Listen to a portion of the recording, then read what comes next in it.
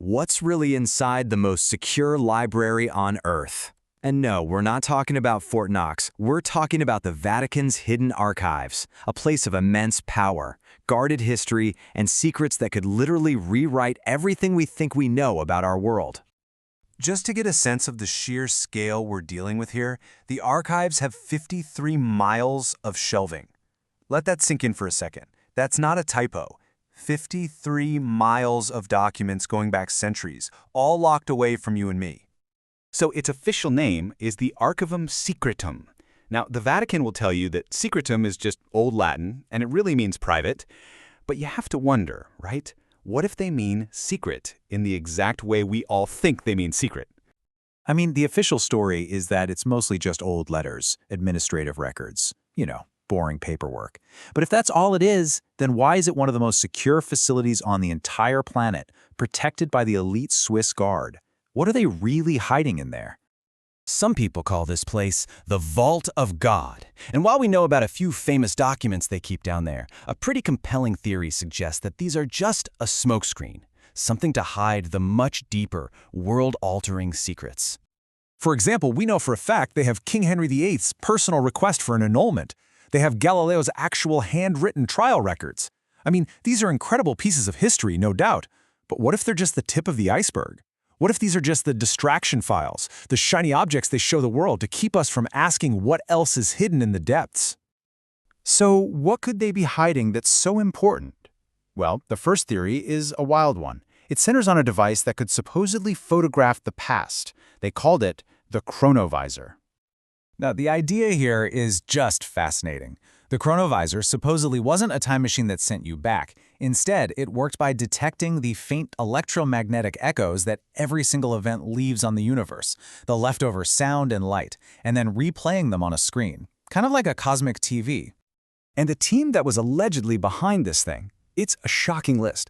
You've got a Benedictine monk, Father Ernetti, supposedly working with some of the biggest giants of 20th century physics, Enrico Fermi, the father of the atomic bomb, and Wernher von Braun, the man who got NASA to the moon. So what did they claim to have seen with this machine? Father Ernetti said they witnessed speeches by Napoleon, a lost Roman play that nobody has seen for 2,000 years, and then the most unbelievable claim of all. They watched the actual crucifixion of Jesus Christ. They claim they saw it happen. And right there, that is exactly why the Vatican would confiscate and bury a device like this. Just imagine a machine that could prove or disprove every single historical event, that could expose every lie ever told. Absolute truth really would be the most dangerous weapon in existence. But what if the secrets aren't about technology at all? What if they're about something far, far darker? This next theory takes us from science and throws us headfirst into the occult, with the legend of a demonic book known as the Grand Grimoire. Skeptics, of course, they dismiss this as pure myth, just a spooky legend. But whispers from actual Vatican insiders claim it's a very real physical book, a book containing the actual rituals to summon Lucifer himself. And, maybe the most chilling part, a book that supposedly cannot be destroyed by fire. All right, so if not time travel or demons, then what about something from the stars? This next theory connects the Vatican's very public, very recent interest in space to a secret that could be as old as religion itself. Are they preparing us for the truth about God, or are they preparing us for something else? It all really starts with one simple question. What if the archives contain the original unedited biblical texts? The texts that were scrubbed centuries ago because they described angels not as spiritual beings, but as physical, biological entities? And what if the famous chariots of fire we've all heard about weren't just a metaphor for divine power, but a literal description of actual spaceships descending from the sky?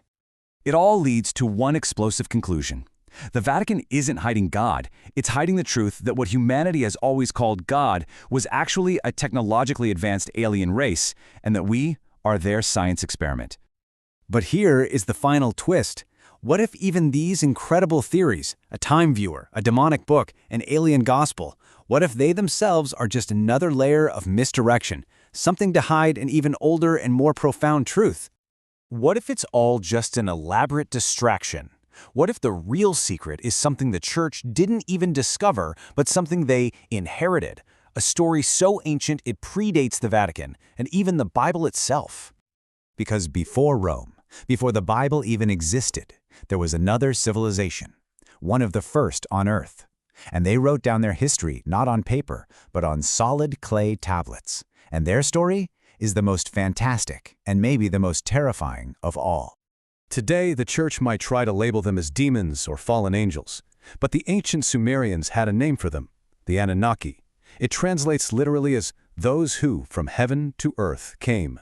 And their ancient tablets tell a story of genetic engineering and human creation that is both shockingly familiar and terrifyingly alien. And that story suggests that the ultimate secret hidden deep inside the Vatican isn't just about our past, but about our future. It's not about hiding where we came from, but preparing for who or what might be coming back. The real question isn't just what's in the archives, but why are they guarding it so fiercely right now? What do they know is coming?